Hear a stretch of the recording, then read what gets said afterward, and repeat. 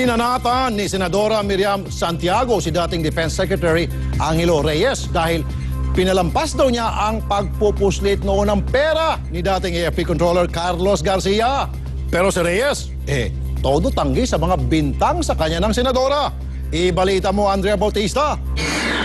This man is one of the greatest morons in Philippine history because he claims that... Isang nangingit-ngit na Senadora Miriam Santiago ang pumutok na naman sa plenaryo. Ang punteriya naman niya ngayon, si dating Defense Secretary Angelo Reyes. Si Reyes kasi ang kalihim ng DND nang umano'y ipuslit ni retired AFP Controller Carlos F. Garcia ang may 300 milyong piso mula sa kaban ng militar.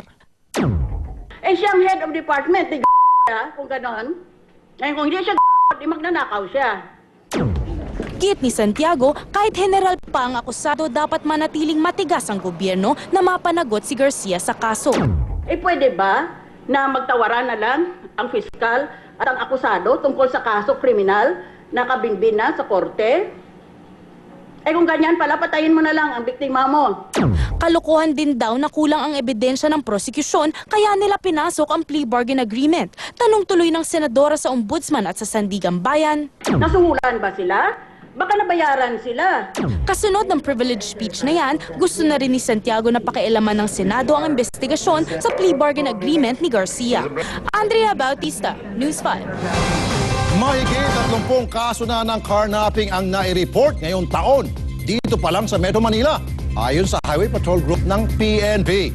Paano nga ba makaiwas at maging wise sa kalsada para hindi maging biktima ng mga kawatan? Alamin natin mula kay Faye Tobias. Faye! Sari-sari ang modo sa mga karnaper ngayon. Ayon sa Traffic Management Group o TMG, walang pinipiling oras ang mga karnaper para makapagnakaw ng sasakyan. Ito ang kanilang modus at tips para makaiwas. Sa mga car dealer, style ang karnaper ang mag-request ng test drive. Magpapasama sila ng mekaniko mula sa dealer. Kapag malayo na, biglang sasabihin na may sira ang kotse. Oras na bumaba ang mekaniko, sabay takbo ang kotse mo. Pwede naman nilang hingan ng valid ID, no? O kaya driver's license yung buyer, or pwede naman request na kung pwede merong litratong imaipakita or makuhanan ng litrato. And at the same time, kung may yung mga establishments nila, if they can install CCTV camera.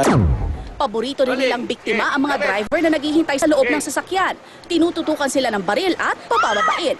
Maigi raw na huwag tumambay sa sasakyan, ilak ang pinto at bantayan sa malayo. Kung duda ka naman sa mga taong nakapaligid sa parking lot, huwag munang sumakay. Kung nasa isang establishment ka, bumalik ka muna doon sa establishment at magpasama ka doon sa security guard. Modus rin ng mga carnapper ang bigla kang babanggain o sasabihin flat ang iyong gulong. Oras na bumaba ka, tututukan ka ng baril at itatakbo ang sasakyan. Huwag ka muna lang bababa. I-check mo muna kung makuha mo yung plate number. Tapos, tingnan mo muna, obserbahan mo kung baka biglang bababa yun at merong daladalang baril. Bukod sa pagiging alerto, ang pinakamahalagang tip sa lahat, kapag naipit ka na sa masasamang loob, huwag nang manlaban. Faye Tobias, News 5. Dahil sa sunod-sunod na kasong sexual harassment na kinasasangkutan ng aktor na si Baron Geisler, marami tuloy ang nagtatanong kung ano ba talaga ang kasong ito. Inalam yan ni Trish Roque at narito ang kanyang report. 3 babae na ang nagsampa ng kasong acts of lasciviousness laban sa aktor na si Baron Geisler. Una, ang anak ni William Martinez na si Patricia. Pangalawa, ang aktres na si Yasmin Curdy. At ang pinakahuli, ang batikang aktres na si Cherry Pie Picache. Sabi ng grupong Gabriela, panigurado, hindi lang silang 3 ang nabiktima ni Baron. Serial harasser na yan si Baron, ano? At most probably, marami pa siyang naharas sa kababaihan, pero dahil hindi sila kilala, hindi sila nagkaroon ng lakas ng loob na magsalita. Ibang acts of lasciviousness sa sexual harassment. Ang acts of lasciviousness ay reklamo laban sa isang taong nagpahiwatig ng sexual na interes sa naging biktima nito. Ang sexual harassment naman, reklamo ng taong nakaramdam ng pangharas na sexual mula sa isang taong mas nakakataas sa kanya. Halimbawa nito ay ang relasyon ng isang teacher sa estudyante o boss naman sa empleyado. Bahagi ng mga gawaing nakakabastos sa babae ang panghihipo sa masiselang bahagi ng katawan, pag-akbay mula sa taong hindi mo gusto, paghawak o paghaplos, may pananalitang may motibong sexual at kahit simpleng pagsipol sa babae. So wala akong intensyon, hindi nag-matter yon. Ang nagmamatter doon is that yung babae sa proseso ng pangyayari na yon ay naging uncomfortable siya.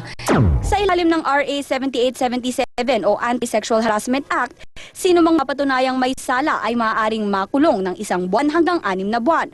Pagmumultahin din ng 10 hanggang 20,000 piso.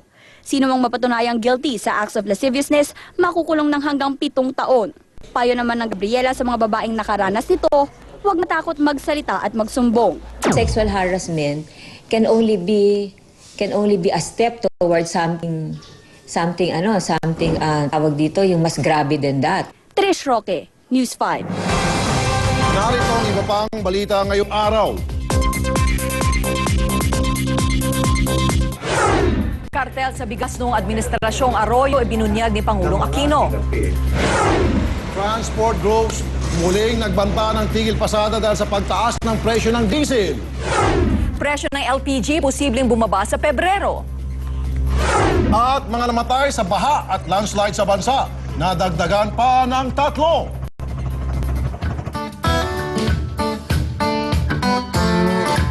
Isang 3-year-old na bata mula sa Amerika ang tampok sa ating kwentong kakaiba ngayong araw.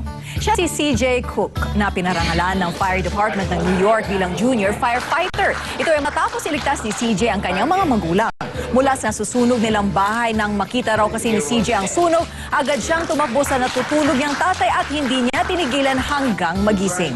Kaya naman mabilis na agapan ng sunog. Nakatanggap si CJ ng FDNY na sombrero, certificate at laruan. Nanumpa rin siya bilang pinakabago at pinakabatang bumbero sa syudad ng New York. Diba? Youngest firefighter. Diba? Sa Amerika. Okay. Patunay lamang yan na kahit ilang taon ka man, pwede ka talaga maging hero. Hindi naman talaga siya bumbero eh. Hindi naman talaga. Kumbaga ginamit lang siya pang-promo siguro, Yes. image build-up. Tsaka awareness na rin na Awareness. the things that you can do para nga makatulong ka, di ba? Yes. Dito kawawa yung ating mga bumbero eh. Yung mga boots nila, butas-butas. Di ba? Yung mga kagamitan nila, binili lang ata sa sa Ganun palengke. ba? How do we expect them to perform well kung ganun naman kasama? Paano yung punto para doon? May gumanon eh. Ganun ba? Okay. At yan ang kalahating oras ng balita ang puno na sahog at tama ang timpla. Makisalo ulit bukas alas 11:30 ng umaga dito sa Balitaang Tapat.